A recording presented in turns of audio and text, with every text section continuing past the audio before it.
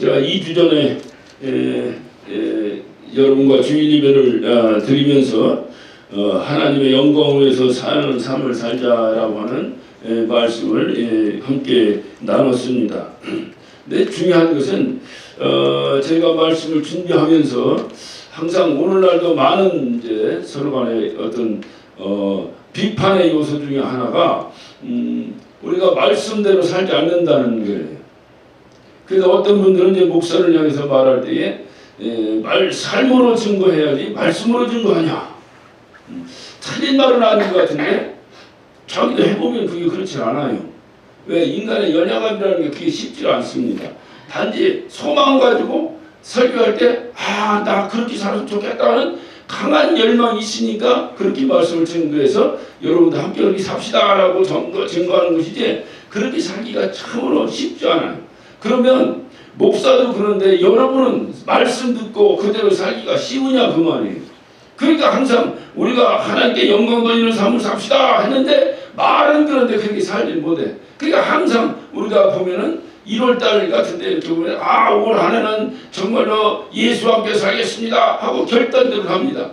그런데 12월달에 가면 뭐 합니까? 하나님 죄송합니다 그렇게 살지만 이거를 40년, 50년, 60년, 70년을 매일 똑같이 반복하고 살아갑니다. 그러고도 조금도 가책도 없이 또 1월달 되면 하나님 올해는 또 주의 영광에 살겠습니다 해놓고 또 1년이 지나면 하나님 올해도 그렇게 못 살았습니다 용서하여 주시옵소서 또 이렇게 한다 그 말이에요. 이게 인간의 계속 반복사예요.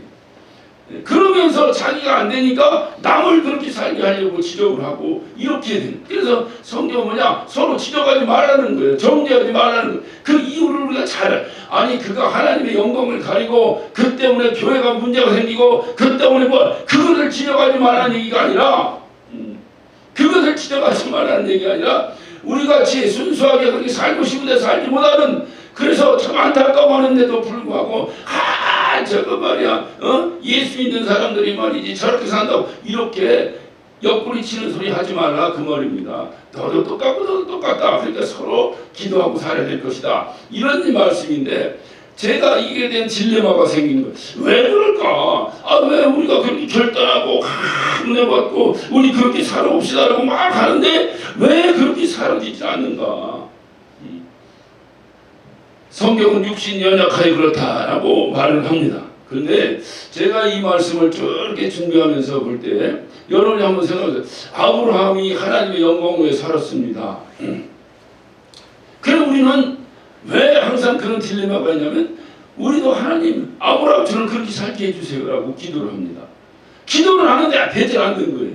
다윗이 하나님의 영광 위에 살았습니다. 하나님 우리도 그렇게 다윗처럼 잘못하고 회개도 팍팍하고 하면서 하나님의 영광 위에 살았으면 참 좋겠습니다 라고 그런 소망을 우리가 가진 것이지 그래서 하나님께 그렇게 도와달라고 기도하지. 그런데 안 돼. 그럼 왜 안 되는가? 하나님께 기도했는데 왜 안 되는가? 그래서 말씀을 참 상고하며 고민하며 하나님께 턱에 자복하고 이렇게 할 때에 하나님께 주신 지혜가 있어요. 그게 뭐냐? 여러분 한번 가만히 생각해 보세요.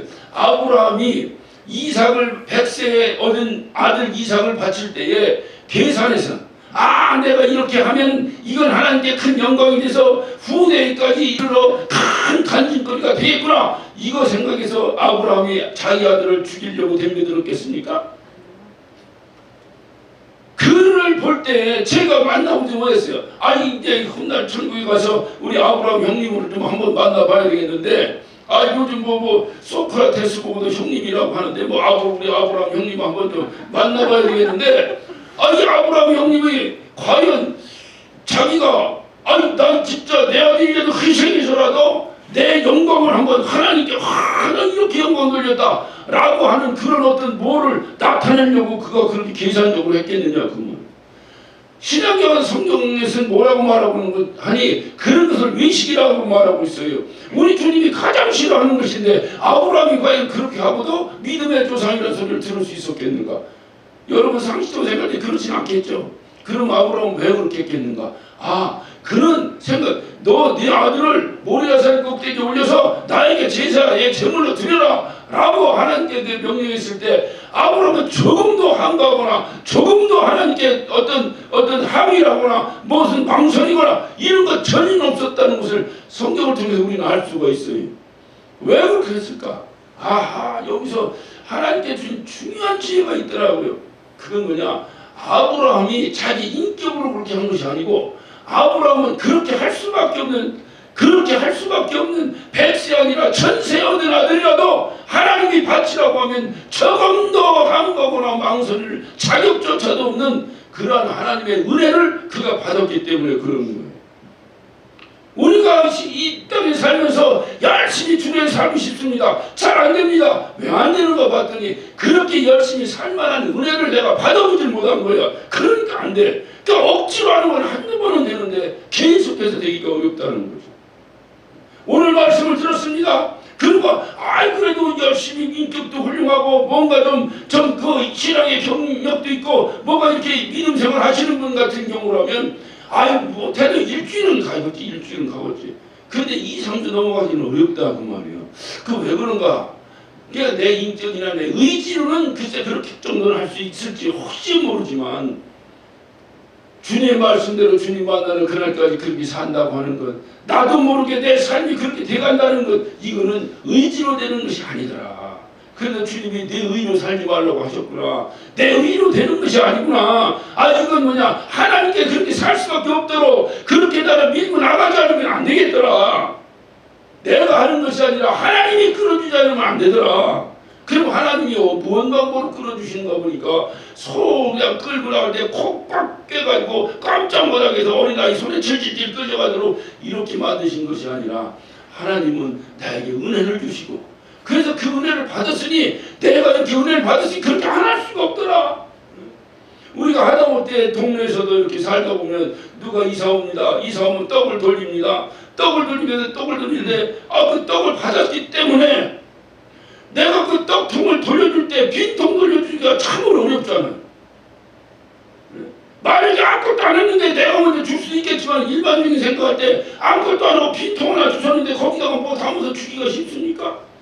내가 그 떡을 받았으니 그 빈통 주기가 어려우니까 거기다 뭘 하듯이 꼭 말씀을 드린다면 내가 하나님부터 그 은혜를 받았기 때문에 그렇게 할 수가 없다.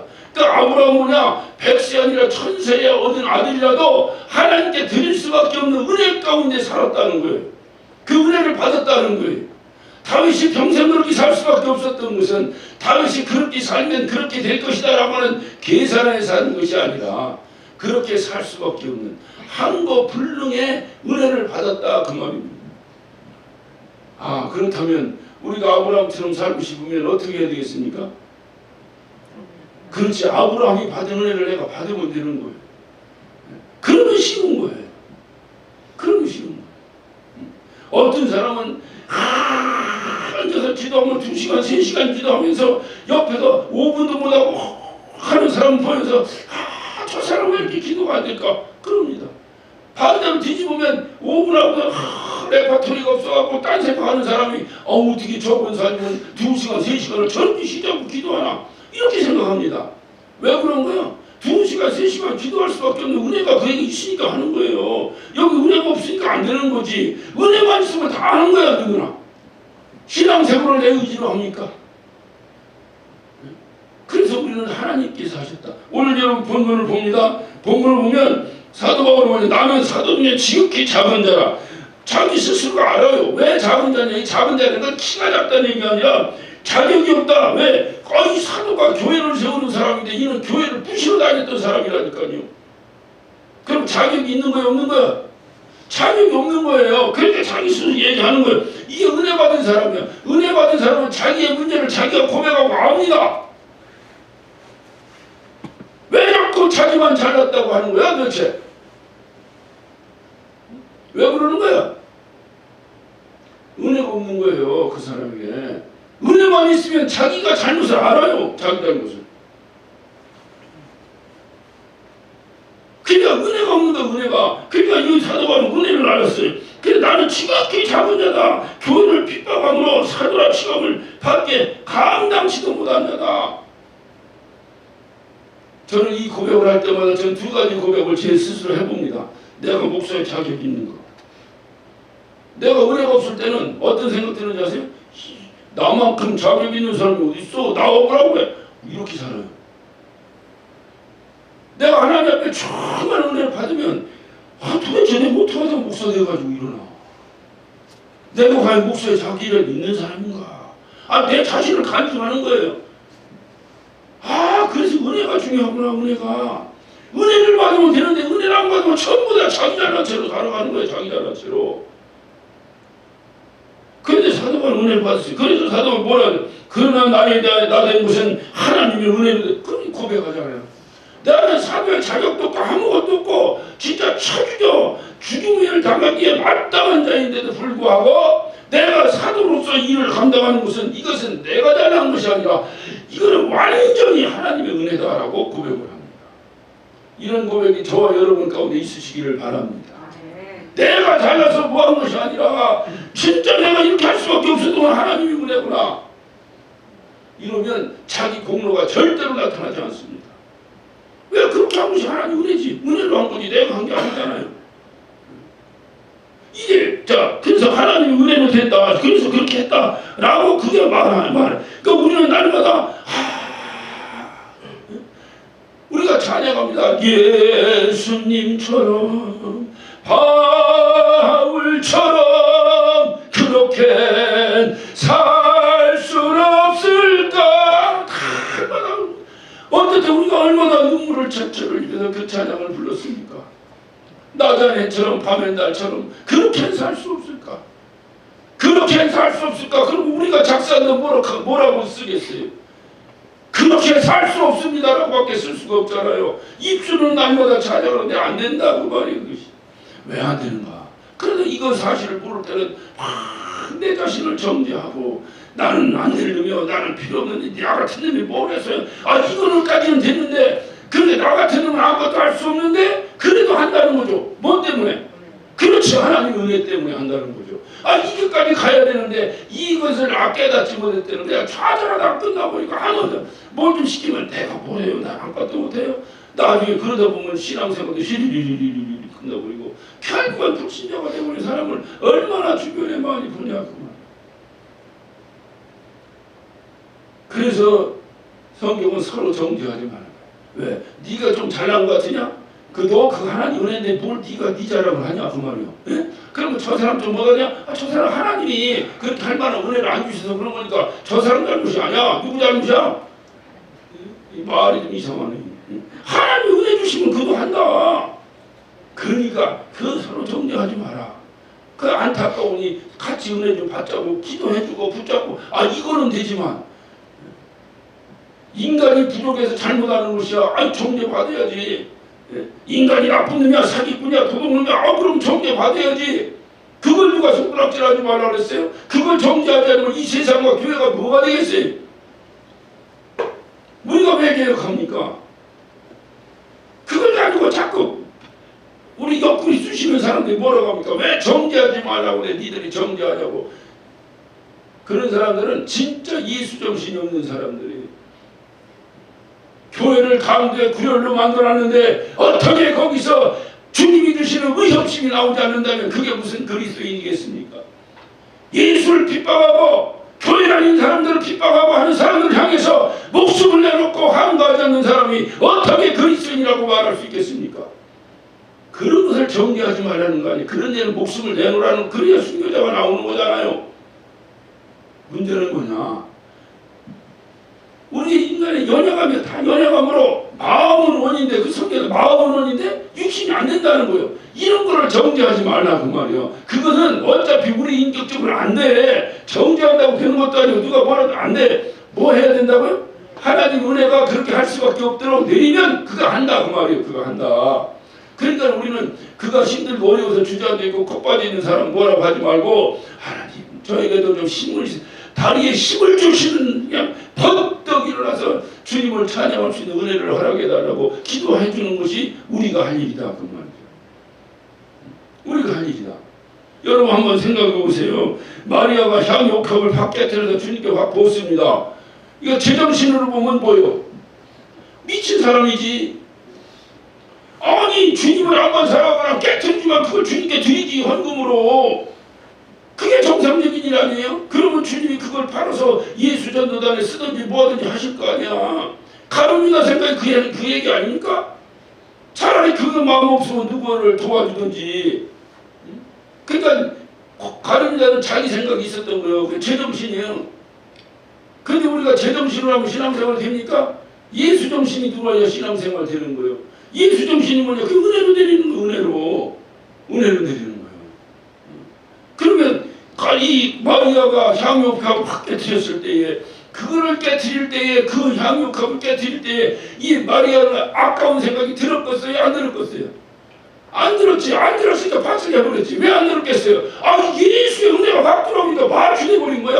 아까운 거. 예전에 그런 거 없을 때는 그냥 이거를 평생 얼마나 그 가난한 여인이 그거를 모으기 위해서 고생하면서 그걸 모아놨겠어요. 내 요거 가지고 결혼해야 돼, 시집가야 돼, 얼마나 그걸 모아놨겠어요.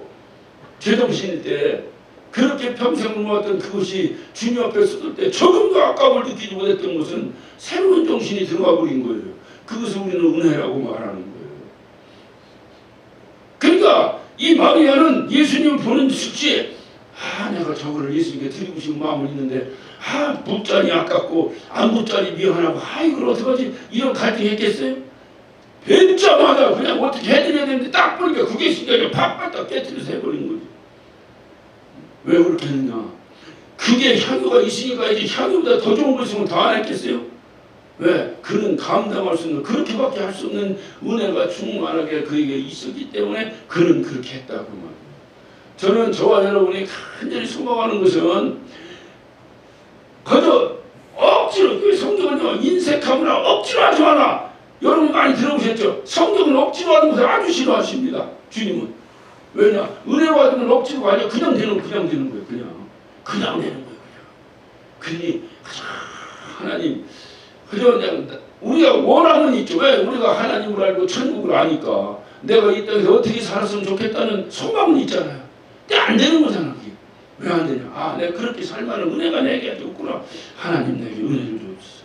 하나님 내게 은혜를 주옵소서. 하나님 내게 은혜를 주옵소서. 중국의 춘추 전국 시대에 위나라라고 하는 나라가 있었는데 거기에 오기라고 하는 장군이 있었습니다. 그러니까 사람이 오기가 있어야 돼, 이름이.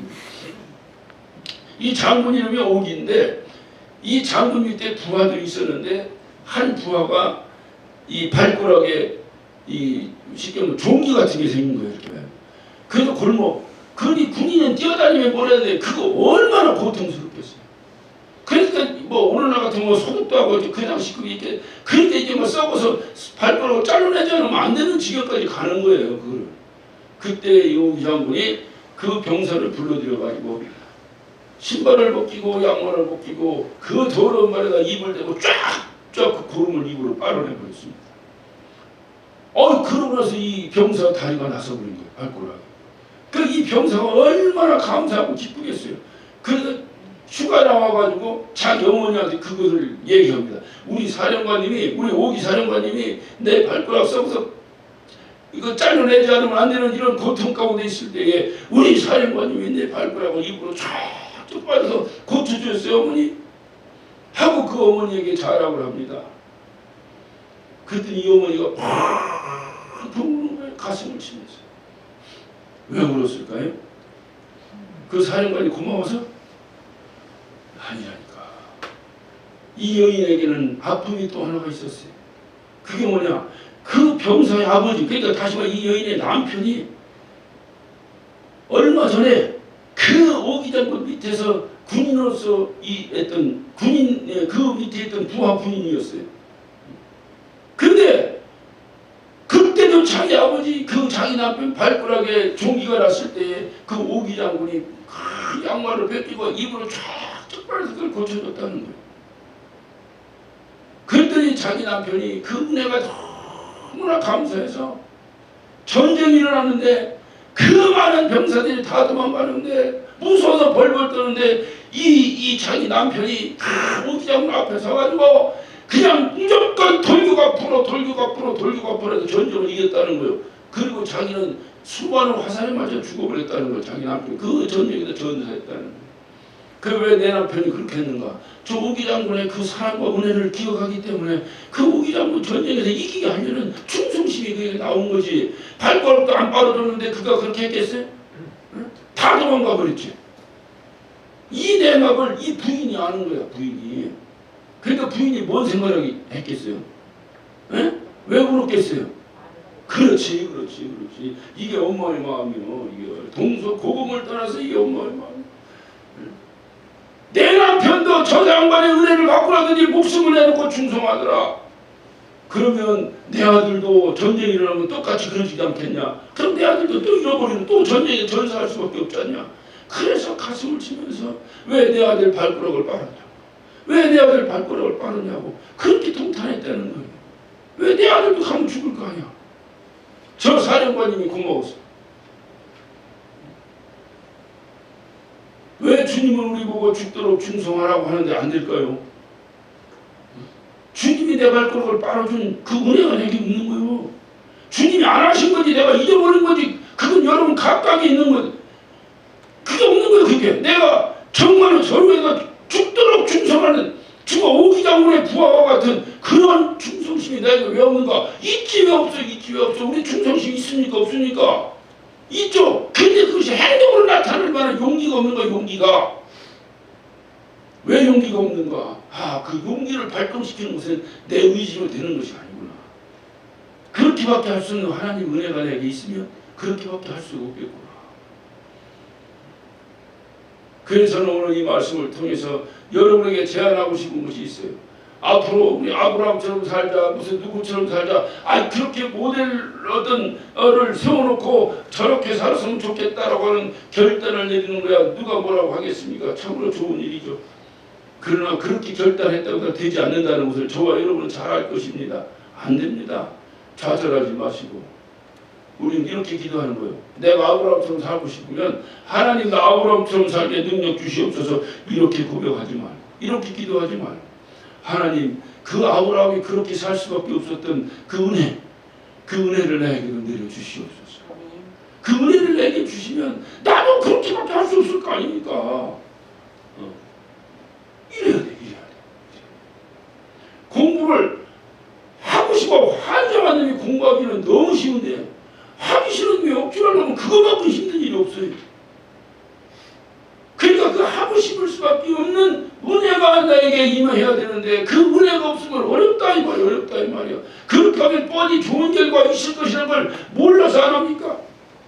우리가 인생을 살아오면서 이렇게 살면 안 된다는 걸 몰라서 그렇게 삽니까? 아니잖아요. 그렇게 살 수밖에 없는 결단력이 부족해서 그렇게 사는데 왜 결단력이 부족한가? 그렇게 살 수밖에 없는 은혜가 나에게 없구나. 그 은혜가 없구나. 그래서 우리는 기도할 때마다 그 하나님 나에게 아브라함이 주셨던 그 은혜를 나에게도 주시옵소서. 사도 바울의 고백과 같이 사도라 칭함을 감당치 못하는 마찬가지. 여러분이 하나님의 아들이라 칭함을 받기에 감당한 일입니까? 여러분 스스로 우리의 인간의 양심껏 한번 고백해 보십시다. 저와 여러분이 하나님을 아버지라 부를 수 있는 자격이 있다고 생각하십니까? 한 번도 생각하지 않고 무조건 하나님 아버지 했죠. 그러니까 그걸 다 형식적으로 하는 거예요. 한번 생각, 내가 과연 무엇인데 하나님을 아버지라 부를 수 있겠는가? 근데 그 하나님이 정말로 내 아버지라는 분명한 확신과 함께 하나님 아버지가 정말로 내 아버지라면 기도는 간단합니다. 주님이 가르쳐준 기도예요. 하늘에 계신 우리 아버지 하는 순간에 이미 끝나는 겁니다. 그분이 아버지인데 내 형편과 처지를 다 하시고 나 전지전능하시고 무소부지하시고 못하신 것이 없으신 내 아버지신데 자녀가 고통받고 고생하는데 가만 놔두시겠어요? 우리 아버지는 하나님과 똑같이 나에게 그런 사랑을 베푸셨을 거예요. 그런데 문제는 뭐냐? 우리 아버지는 하나님만큼 능력이 없어. 그러니까 당신 능력과 하신 것 뿐이지 하나님은 무궁무진한 능력이 있으신데 그거 못 하시겠어요? 그런데 왜 안 되냐? 내가 이론적으로 뭔가 여기 입술은 하나님 아버지라고 부르는데 여기서 그것이 안 되는 거예요. 왜 이게 안 되는 거야? 이것만 되면 이건 해결되는 일인데, 그럼 하나님은 당연히 당신 자녀에게 그게 되는데 왜 안 되는 거야? 내가 하나님 앞에 그렇게 정말로 나의 육신의 아버지에게 다가가서 품에 안겨 그 고통을 호소하고 아버지 나 좀 어떻게 해달라고 도와달라고 아버지께 매달렸던 그런 어떤 실질적 부녀의 관계, 실질적 부자의 관계에 은혜가 나에게 있지 않는 거예요. 이론적이고 형식적이고 성경에서 배운 대로 그냥 그렇게 하는 거고, 교회 다니면 하나님을 아버지라 부른다더라. 하나님 예수를 믿으면 하나님의 자녀가 되는 권세를 주신다고 하셨으니 그런가 보다. 이렇게 이론이지 실질적으로 그분이 내 아버지요, 실질적으로 그분이 어떤 나의 보호자 되시며 나의 어떤 인도자 되신다고 하는 사실이, 그렇게 내가 정말로 그래서 그를 따라갈 수 있는 은혜가, 어느 때 그 은혜가 임하면 천하를 얻은 것처럼 기쁜데 어느 때 그 은혜가 사라져버리면 또 교회 다니는 것도 힘들고요. 아예 다른 교회 가고 싶어요. 여러분, 다른 교회 가면 하나님 아버지가 아니었던 사람이 갑자기 하나님 아버지가 됩니까? 아니에요. 그렇지 않아요. 내가 하나님의 은혜를 받느냐 못 받느냐가 제일 중요해요. 그래서 목사는 어쩌든지 목사 때문에 은혜를 못 받은 일이 있으면 안 되겠다. 그래서 항상 조심하는 거예요. 그래서 목사 생활을 조심하는 생활이고, 뭐든지 문제 있으면 그냥 목사가 미안하다고 잘못했다고 하고 그렇게 할 수밖에 없는 거예요. 잘났다고 해버리면 그거는 그때부터 그건 하나님 나라가 아닙니다. 있을 수 없는 일이에요. 그러면 우리 침례교회 사상이 뭐냐? 다 동일해요. 모두가 만인이 제사장입니다. 하나님의 자녀예요. 모두가 다 똑같이 그 생각을 해요. 무슨 일 있을 때 다 내 잘못이야. 내가 잘못했다. 내가 문제가 있었다. 그것이 바로 천국 아니겠어요? 하나님의 은혜가 있어요. 이 은혜가 사라지면 따지고 이론을 쌓고 뭐하고 뭐 하다 보면 전부 자기 말이 맞지 남의 말이 맞는 게 어디 있겠어요. 다 내 말이 맞지. 여러분, 국회의원들 싸우는 거 못 봤어? 그 사람들 말 이쪽은 틀리고 이쪽만 맞던가요? 이 말 들으면 이 말이 맞고 저 말 들으면 저 말이 맞고. 난 그 사람들 서로 잘못했다는 얘기를 들어본 적이 없네 이제까지. 교회가 세상과 다른 건 뭐겠어요? 교회가 세상과 다른 게 뭐겠어요? 교회가 세상과 다른 건 그죠? 아이, 처음에 성전하니까 뭐 이럴 수도 그래. 인간이 어떻게 그럴 수도 있겠지. 그러나 이게 교회구나. 내가 하나님부터 내가 무슨 그 잘나서 하나님의 자녀가 됐는가? 그냥 하나님 일방적으로 나를 찾아오셨어요. 하나님의 사랑으로. 우리가 수요일날 우리가 요한복음 강의하면서 들었듯이 로마서 5장 8절에 내가 죄인 있을 때 그분이 나를 찾아오셔서 나를 대신해 죽으심으로 하나님의 사랑이 무엇인지를 나에게 확증시켜 주셨다고 우리가 배웠는데, 하나님의 사랑이라는 것이 일방적으로 그분이 오셔서 나를 대신해 죽으신 것이구나. 그렇다고 하면 그걸 따지면 예수님이 얼마나 억울하겠어요. 예수님이 왜 나 때문에 죽고 나하고 무슨 관계가 있다고. 그게 사랑이구나. 그러면 그냥 서로가 미안합니다, 죄송합니다 하면 한 방에 해결될 일을. 세상 사람들은요, 정이 안 되면 어디 가서 막걸리 한 잔 먹으면 해결되더라고. 그럼 난 좀 갖다 다들 뭐라고 하는 사람들 데려다가 막걸리 파티 한번 했으면 좋겠어. 막걸리 한 잔씩 싹 먹고 할렐루야 하고도 다 끝냈으면 좋겠어. 너무나 속이 상하고 답답해. 왜 그러나? 이 하나님의 은혜가 있어요. 그러니 인간적으로 충분해서 되지 않습니다. 왜? 다 맞는 얘기대로 하는데 틀린 얘기를 해요. 고쳐주지. 다 맞는 얘기예요. 이 사람 얘기도 맞고 이 사람 얘기도 맞고 저 사람 얘기도 맞고 저 사람 얘기도 맞고 안 고쳐지는 거예요. 하나님이 그렇게밖에 할 수 없는 은혜를 주시면 되겠구나. 하나님이 그렇게밖에 할 수 없는 은혜를 그에게 주시면 되겠구나. 내가 주시고 은혜대로 하나님 그렇구나. 그러면 나머지는 하나님이 해결해 주실 거 아니야. 여러분, 그거 안 믿으세요? 하나님의 교회, 하나님의 주인 되신다면, 하나님이 일하신다면, 그럼 하나님이 그렇게 하실 거 안 믿으세요? 그걸 안 믿으면서 하나님 교회라고 하면 그게 외식이지. 하나님이 하실 거잖아. 잘 되는 거야. 신나게 우리가 해 까짓까 봐. 자식이 내가 잘라서 했다는데 아버지가 뭐라고 하시겠어요? 힘들고 어려울 때는 우리가 살다 보면 뭔 일 하다 보면은 잘 나가고 잘 되는 거 다 내가 하잖아. 근데 뭐 힘들면 아버지 이것 좀 해결해줘 하잖아요. 그러니까 힘들거나 아버지께 맡겨. 그분이 알아서 해결해. 우리가 해결하려고 하지만 힘들다니까 안 된다니까 우리가 해결하고. 사도 바울은 가장 큰 약점이 뭐였느냐? 사도권을 인정받지 못한 거예요. 성도들한테. 왜냐? 여기서 자기도 고백하잖아요. 저 사람도 교회 때려부시고 다니던 사람이 무슨 사도냐? 이런 어떤 선입견이 그에게 있었고, 두 번째는 사도는 예수님이 직접 부른 자인데 저는 예수님 만난 적도 없는 사람인데 저가 무슨 사도냐? 그래서 이 사도 바울이 사도권을 인정받지 못했어요. 그래서 여러분 바울 서신을 보면요 1장 1절은 다 똑같습니다. 조금 표현만 다르지 내용은 다 똑같아요. 나 사도된 바울이라고 시작하잖아요. 왜 스스로가 자꾸 사도라고 말하고 있어? 그렇지. 남이 안 불러주니까 여러분이 나를 목사라고 안 불러주면 나 혼자 하는 거. 나 목사 김익하는 나 목사 김익하라고 다닌다니까. 여러분이 그냥 불러주니까 내가 안 하는 거지. 그래서 사도 바울은 계속 그것이 약점이에요. 그래서 계속 그것을 강조하고 다녔어요. 문제는 뭐냐. 그렇게 했는데 왜? 아니 성도들이 인정 안 해주니까. 그리고 사도 바울이 얼마나 똑똑한 사람입니까? 석학 중에 석학 아니에요. 내가 왜 사도냐? 일일이 조목조목 써가지고 항의하고 대들면 얼마든지 할 수 있는 사람이지. 아니 바울 서신 이 신약성경에 13권을 쓴 사람이라니까요. 그 사람이 글을 못 써서 거기다 항의 안 했겠어요? 얼마든지 할 수 있는 양반이지. 근데 왜 안 했겠어요? 하나님 은혜를 받은 거야. 그렇게 해갖고 될 일이 아니에요. 그러니까 그냥 나는 사도될 자격도 없습니다. 그래서 내가 이렇게 된 건 하나님의 은혜입니다. 그런데 하나님의 은혜라는데 누가 항의할 거요? 내가 이렇게 된 것은 내가 잘된 것이 아니라 하나님의 은혜로 이렇게 된 것입니다. 나는 자격조차도 없습니다. 하는데 누가 거기다 침 뱉을 거야? 하나님이 해결해 주시는 거예요. 그래서 사도 바울만큼 큰일 하신 사도가 또 어디 있겠어요? 뭐 일의 경중을 따져서 누가 더 크고 누가 더 작고 이렇게는 평가할 수 없지만 우리가 그냥 산술적 계산을 볼 때 사도 바울만큼 일 많이 한 사도가 어디 있겠어요? 그 고백이요. 나는 사도대 칭함을 받게 합당치도 못한 자인데 감당치도 못하는 자인데 내가 이렇게 된 것은 하나님의 은혜다. 하나님의 은혜다. 아브라함을 닮기를 몸부림쳤습니다.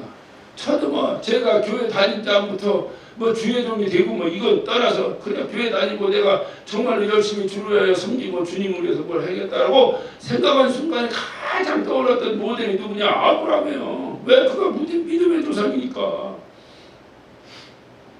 그리고 제가 인격적으로 주님을 만나고 지금 40여 년이 지났습니다. 그 전에 뭐까지가 엄마 손도 잡고 그냥 뭐 사탕 주니까 그거 얻어먹는 재미로 다니고 그랬으니까 잘 모르겠고 내가 인격적으로 주님을 만나서 정말로 밤새 눈물이 눈에서 끓이지 않고 통곡하며 떼굴떼굴 뒹구는 그 시점부터 지금까지 40여 년이 지났습니다. 그때 제가 목표가 뭐라고요? 난 아브라함 같이 살아야 합니다. 정말 믿음의 조상을 닮은 아브라함처럼 살아야 합니다. 아브라함은 그냥 아브라함이 100세의 아들을 뭐 하나님께 드려서 뭐는 그냥 아브라함을 닮아서 100세의 아들을 드리기는 그냥 오히려 있는 아들 팔아먹기도 하고 안 되더라고. 그러다 보니까 할 수 없이 그냥 설교는 설교고 그냥 그러니 그 설교는 설교고 삶은 삶이고 그게 말이 되는 소리야? 설교와 삶이 일치해야지. 근데 그러니까 할 수 없으니까 그냥 하다 보니까 어릴 때는 설교도 형식적으로 할 수밖에 없고 진심으로 할 수도 왜 뭐 진심으로 하면 또 시험 보는 사람이 있어 또 이게 굉장히 어렵더라고. 그러면서 제가 하나님 왜 나를 목사를 불러 그렇게 힘들게 합니까? 내 목사가 아니면 그냥 그렇게 못 살아도 오케이 뭐 살아도 오케이 그냥 내 편한 대로 또 살고 하면 되는데 왜 이렇게 힘듭니까? 목사 가정이 왜 어려운 줄 알아요? 목사가 집에 가서도 목사 노릇해서 어려워요. 목사 가정이. 그러니까 집에 가고 목사가 목사같이 살아요. 그냥 일반 아버지처럼 살아요. 아이고 왜 우리 집에서만 그래? 어디 가서도 그렇게 살아야지. 일반 인간처럼 살아야지. 왜 자꾸 목사처럼 살으라고 푸시를 해? 그게 이론이 안 맞는 거예요. 근데 왜 그러나? 그렇게 하지 않으면 제가 여기서 막 은혜 받고 거룩하게 삽시다 하고 설교하고 여기 나가다가 이쪽으로 하고 다니면 여러분 교회 다니겠어? 그러니까 어쩔 수 없이 그 누구의 영혼을 위해서 사도바울은 그래. 나는 저 고기를 먹고 싶은데 안 먹는다는 거예요. 왜 안 먹냐? 고기 먹으면 뭐라고 실족하는 사람이 있어도 안 먹는다는 거예요. 하듯이 그를 하고 싶은데도 의식적으로 안 하는 것이 있었어요. 왜? 사도라는 것 때문에. 최소한 그 정도의 목사의 자세는 있어줘야지. 목사라고 지멋대로 다 하고 다 똑같은 인간이라고 하고 하면 그게 무슨 목사예요. 그러니까 최소한의 그런 것은 있어야 되겠지만 그래도 내가 목표했던 대로 아브라함처럼 살고 이건 뭐 좌절의 연속이지 되질 않아요. 되질 않아. 옛날 여러분 어렸을 때 우인전 읽어봤어? 못 읽어봤어요? 우인전 읽어보고 아브라함 링컨처럼 살아야지. 야 나도 산속에 통나무집 짓고 웃기는 거예요. 나중에 커서 지금 내가 커서 이 나이가 돼서 인생을 살고 나서 이 나이가 돼서 내가 아브라함 링컨의 우인전을 읽는다고 생각해 보세요. 그 우인전이 나에게 무슨 꿈과 소망을 주겠어요. 그리고 오히려 나 스스로를 막 피폐하게 만들어버리지. 왜 나는 저처럼 못 살았는가? 오히려 막 좌절하고 막 쓰러지고 그러면서 보면 아브라함 링컨은 무슨 뭐 완벽했던 사람이 그 우인전 쓰니까 좋은 점만 거다 써는 거요. 써는 거예요 그것도. 그런데 문제는 뭐냐?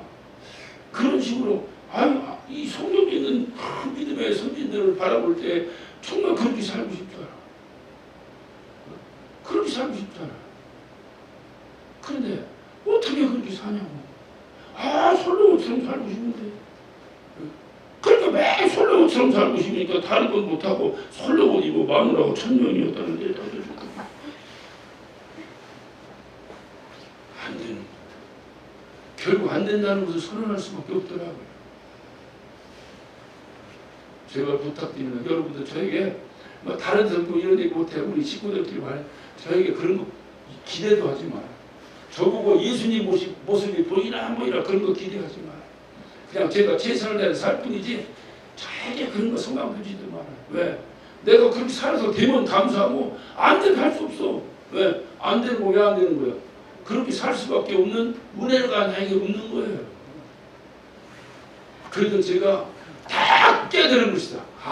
능력이라는 게 뭐냐? 능력은 은혜가 능력이다. 네? 내가 그렇게 할 수 있는 능력, 이 능력이 어디서 나오냐? 은혜가 받으니까 그렇게 되더라니까요.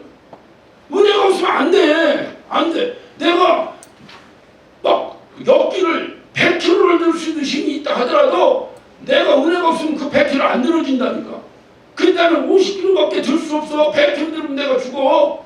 그런데도 내가 은혜를 받으면 죽음을 무릅쓰고 100kg를 들어 올리더라니까. 그래서 그게 내 능력이 되더라니까. 그래서 은혜가 능력이구나. 은혜가 능력이구나. 말씀을 정리하면서 정말 내가 이제껏 산 것 이것이 주님의 은혜가 아니겠는가. 우리는 찬양합니다. 이제껏 내가 산 것도 주님의 은혜다.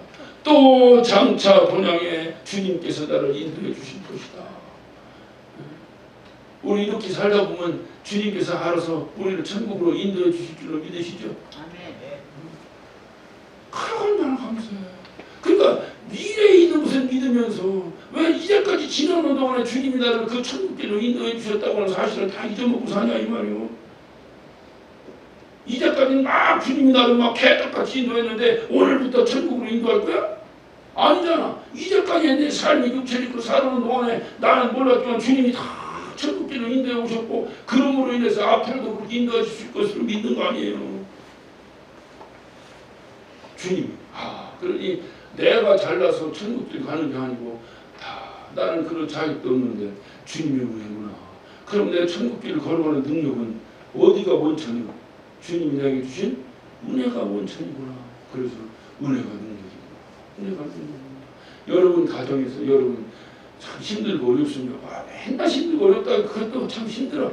그런 얘기하기도 이거 어떻게 감다가 우리 같은 경우는 막 3중, 4중, 5중, 6중 따져보면 막 진짜 이건 살아 있어서 오늘 교회 나온 것 자체가 은혜야. 지금 오늘 이 자리에 앉아 있는 것 자체가 여러분 입으로 온 것이 아니에요. 여러분 한번 뒤돌아보세요.